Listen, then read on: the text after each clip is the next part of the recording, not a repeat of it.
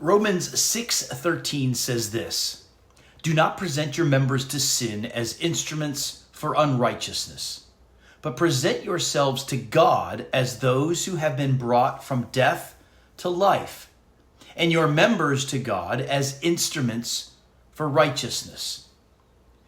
Every day we are presenting ourselves to something.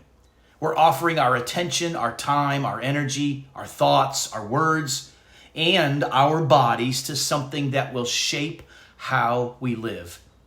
And according to the Apostle Paul, there are ultimately only two possible masters we can present ourselves to: sin or God. This verse today is about who gets control of our lives. And Paul begins with a warning.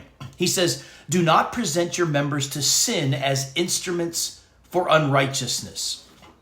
The word here, members, refers to the many parts of our body and our life. Things like our hands, our eyes, our mouths, our minds, our abilities. And the word instrument can also mean a weapon or tool. And Paul's point here is striking. When we give our bodies and desire over to sin, we're essentially placing weapons into sin's hands. So our tongues can become a weapon for gossip or harsh words. Our eyes can become tools for envy or lust. Our minds can become instruments for things like pride or bitterness. You see, sin is always looking for instruments through which it can work in our lives. And Paul says, if you belong to Christ, then don't hand yourself over to sin any longer. But see, Paul doesn't stop just with a warning. He gives us a greater calling. He goes on and says, present yourselves to God as those who have been brought from death to life. This, friends, is the heart of this verse. Christians are not simply people trying harder to behave better.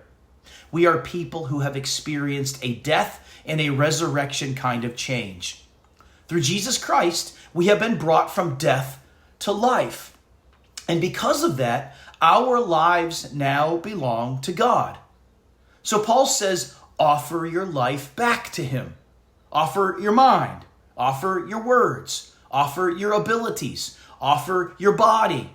Offer all that you are. Everything that once served sin can now serve righteousness. This verse reminds us that the Christian life is lived through daily surrender, not just a one-time surrender. Every day we are placing our lives into someone or something's hands. So will my speech today serve sin or serve righteousness? Will my thoughts today be shaped by selfishness or by the truth of God? Will my abilities today advance my own agenda or the purposes of Christ?